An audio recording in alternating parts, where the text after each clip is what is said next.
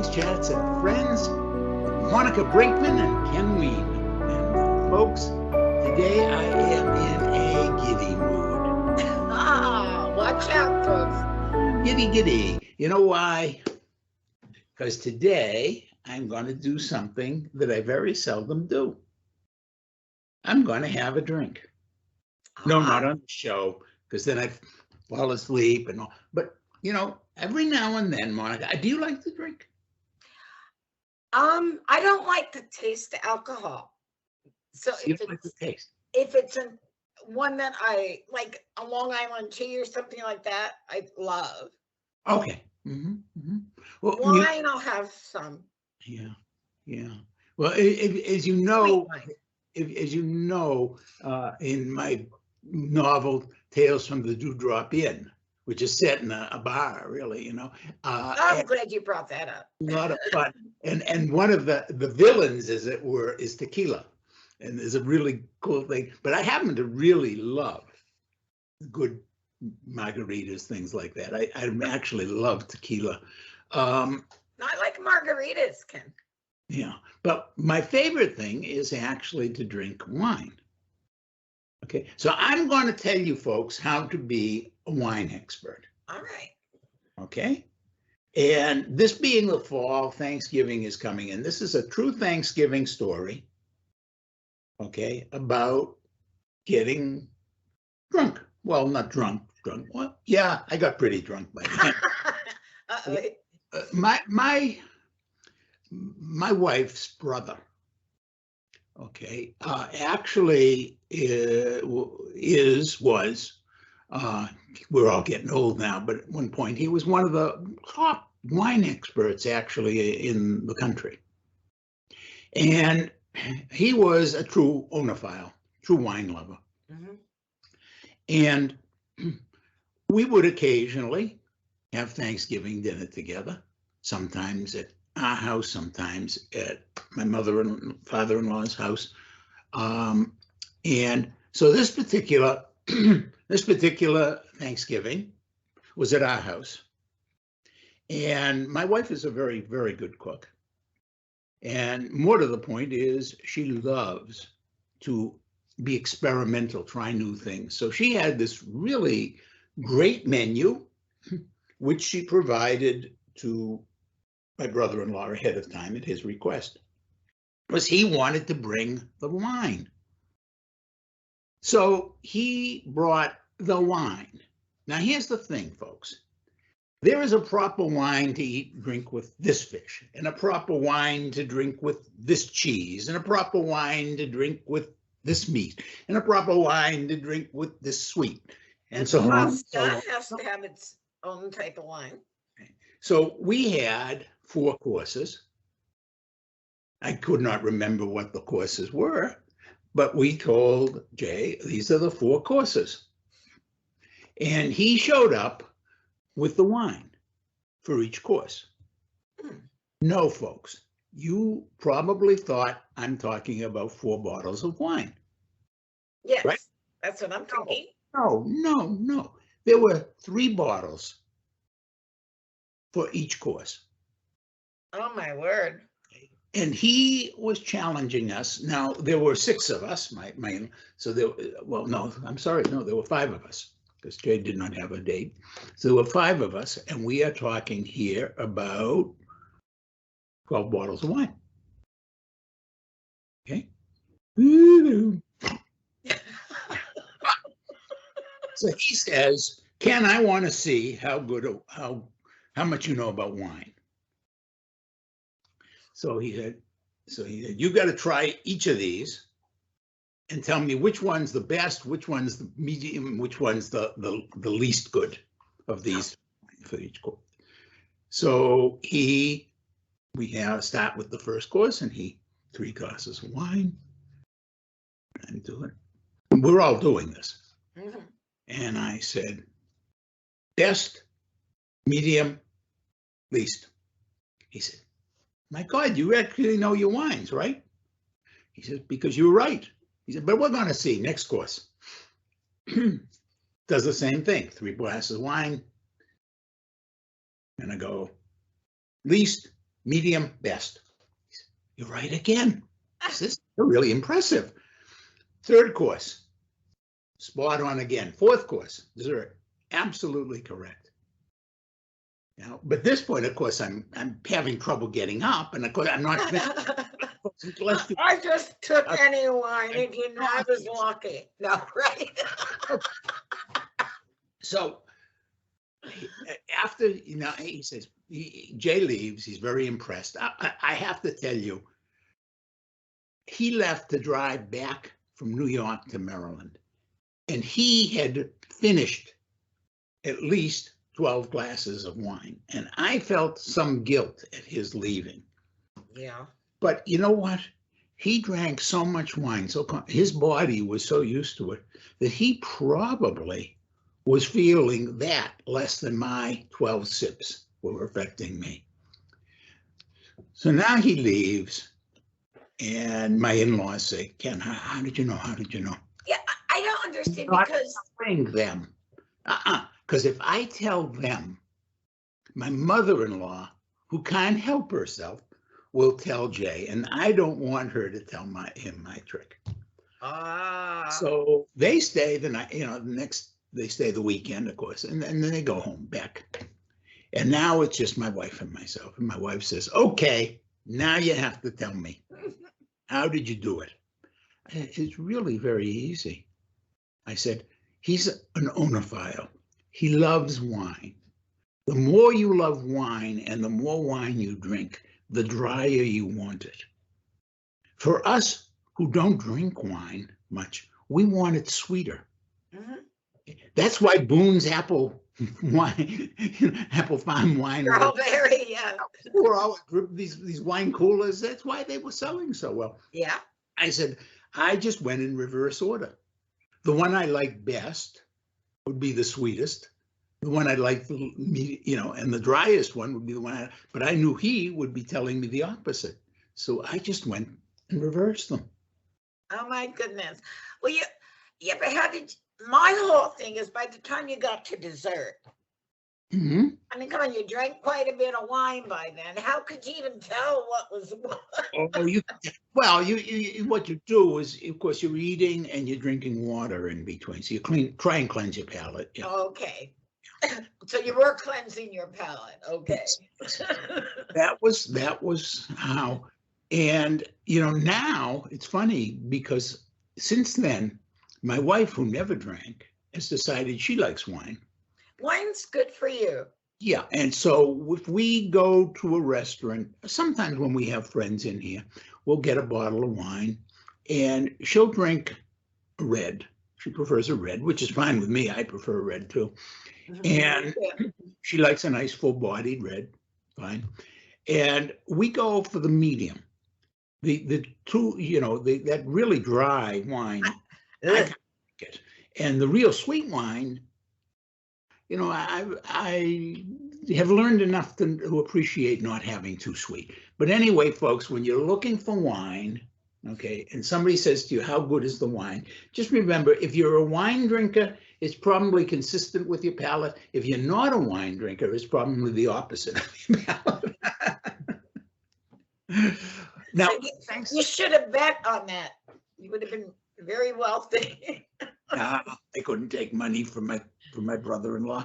I'm not that kind of gambler. No.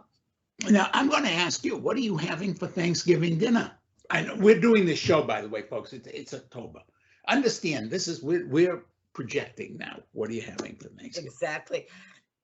I don't know. I'm thinking of going really traditional this year because, with the fire and everything, we kind of missed all that. And last year, we only kind of did like it halfway. So I think I'm going to go all out with the stuffed turkey and the stuffing, cornbread stuffing, Okay, now you use stuffing, not dressing. Well, we call it stuffing. Well, where I grew up. So I didn't know there was a difference. Yeah, there is. Actually, the stuffing you cook inside the bird and dressing that's what I do. Outside. So you go. I like it inside because it gets moist, all the juices and all the flavor and everything. Just be sure you get it hot enough to kill all that salmonella. We always do, yeah. 'Cause And that's the problem. always take it out of the bird too. Don't leave it Yeah. sitting in the bird. Yeah, you got it's the bird, but take it Yeah, out. you can get what, botulism or something, can't you? If you're not Salmonella. Salmonella, okay. Yeah. Okay, so you're Something like that. traditional. Now, for you, a cranberry's part of traditional? I love cranberries, yeah. Sure. Okay, all right. And then what else do you serve? Pumpkin pie, mashed potatoes, creamed peas. I'm not a, what do you call them? Sweet potato. You're not a sweet Person. potato fan? Okay. Yeah, I don't do that because I don't know. I've tried my whole life to like sweet potatoes and I just don't. I wish I did. Have you tried them just baked? Yeah, I've I done love them. sweet potatoes. Well, maybe, wait a minute, Ken. No, they've always been sweetened. Oh, no. You No, just I like them in pie. yeah, you just take sweet potatoes or yams, bake them the way you would a regular potato, Okay. and then you cut them open, add butter, and I happen to be a cinnamon lover, so we add cinnamon, but that's up to, the See, person. that's my problem. I don't like them sweet. Well, you don't, cinnamon's not sweet, but if you don't like cinnamon, don't add cinnamon. I mean, I happen to be a cinnamon lover. I love I like cinnamon. ginger. I like cinnamon. Yeah. Yeah. I'll try it. I'll let you Yeah, know. you don't have to add anything to sweeten them, but try a baked yam, baked sweet. Yeah, I will. I'll let you know. Now, we do not eat turkey as a rule. I do not like turkey. I've known too many turkeys in my life. I do not like turkey. The only Would kind you like to bake a few of them? the only kind of turkey I like if there's a turkey leg, barbecue turkey leg at a fair, and I'm walking around with it like this. Oh yeah, Renaissance Fair. Yeah. And the only other thing is, in the old days in New York, you used to be able to get a dark meat turkey sandwich slathered with mayo and cranberry sauce on it, and really good. You like the dark meat if you do have it, huh? But generally speaking, turkey So what we do is we have other things like when my brother-in-law was there that day. I think we had rack of lamb, but we may have had lobster. I mean, we do things like that.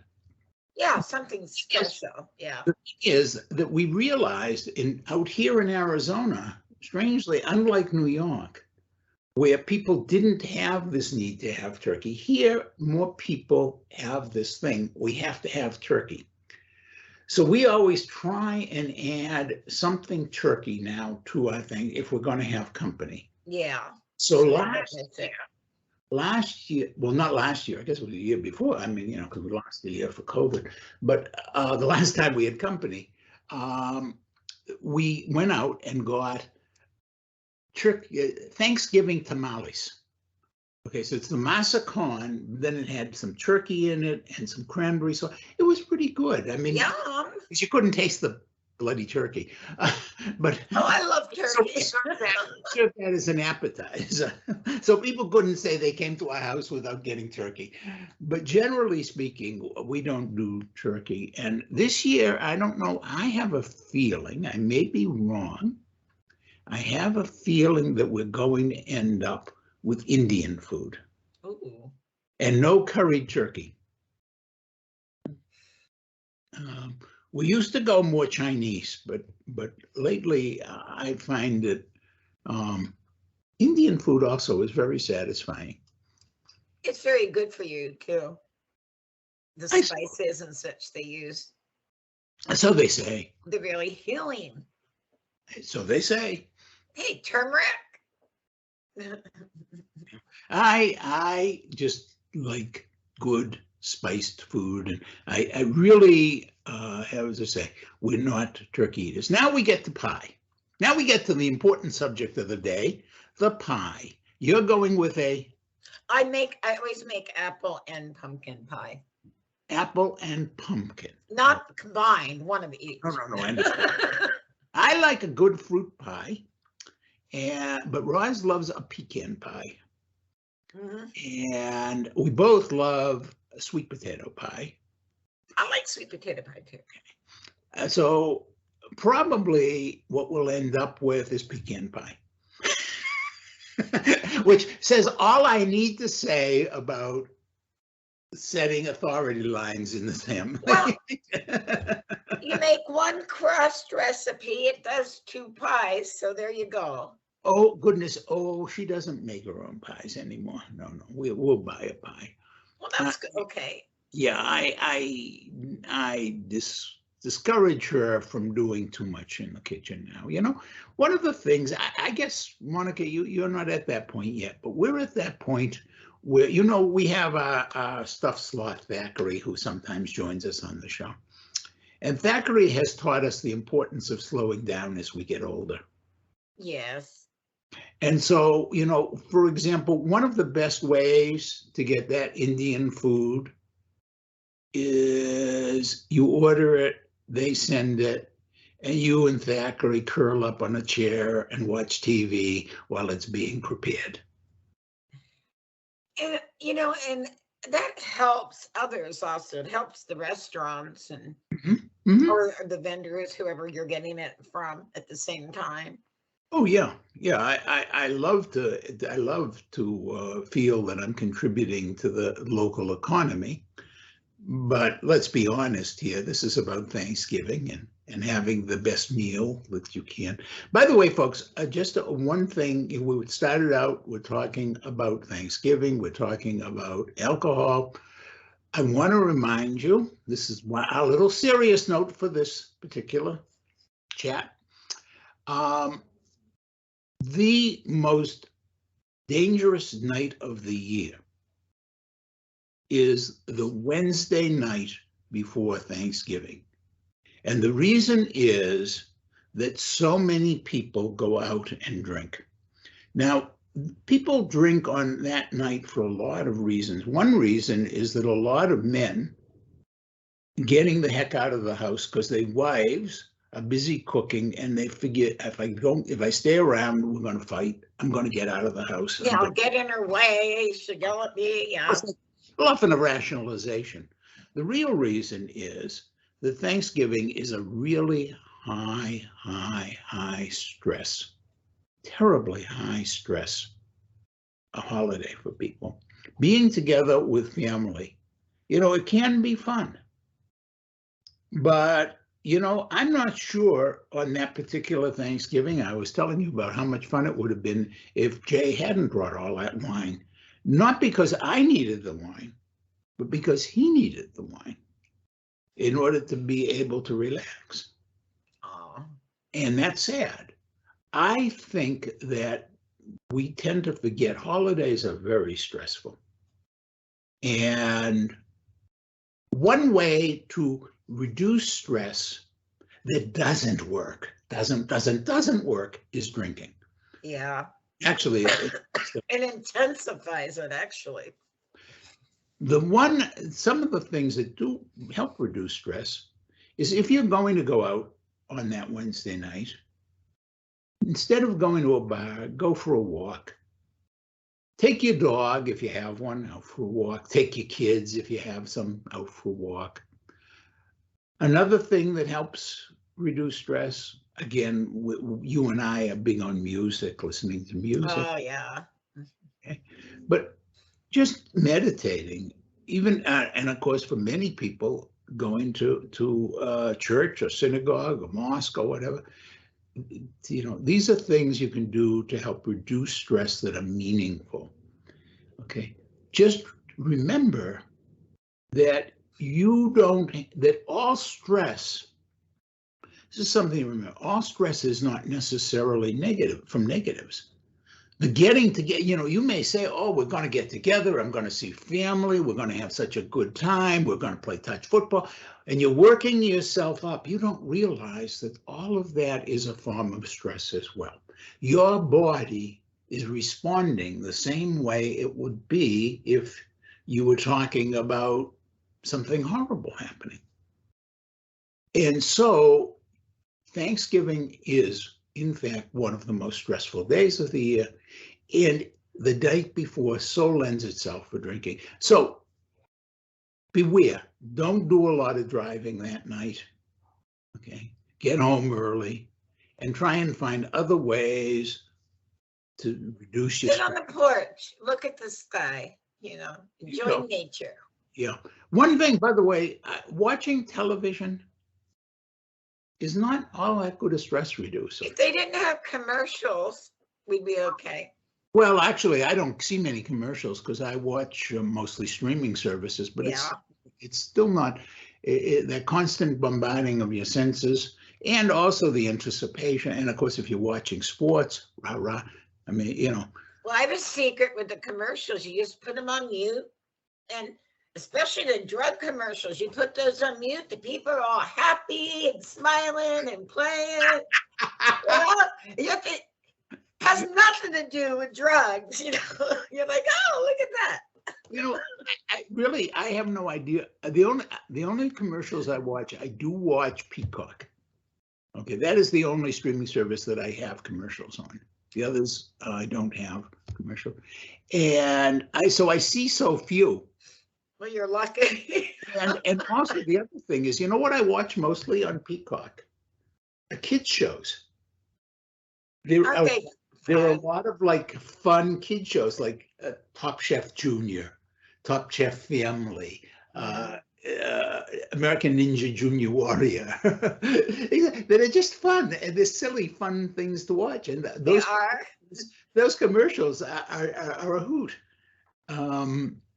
Occasionally I'll watch something else, and then I'll get State Farm. I mean, I know more about Jake from State Farm than you wanted to.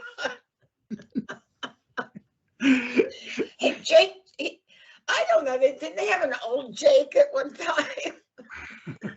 Now all of a sudden they're the new Jake. So. Well, yeah. I mean, heck, I think it's they're cloned. It's like Kentucky Fried Chicken.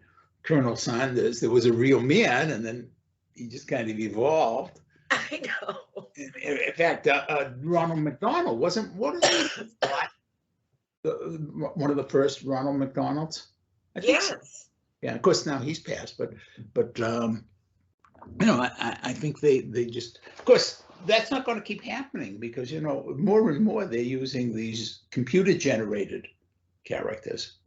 So, people won't age. That's right. Yeah. Which I think is going to work against. Tell me, before we start, Monica, you just tell me your take on this. I think that's going to work against the advertisers because, like, I look at, well, now, of course, I'm old, so everybody looks young. But, let's say you're 20, 30 years old and you're seeing a commercial and Jake stays the same. Okay, he doesn't age. And now you're 70 and there's the same Jake. Are you going to resent that guy? Or are you going to resent that guy? How come he hasn't aged and I have? Yeah, I see what you're saying. It could work negatively. Absolutely. Yeah, at least the Geico Gecko. I'm not comparing him.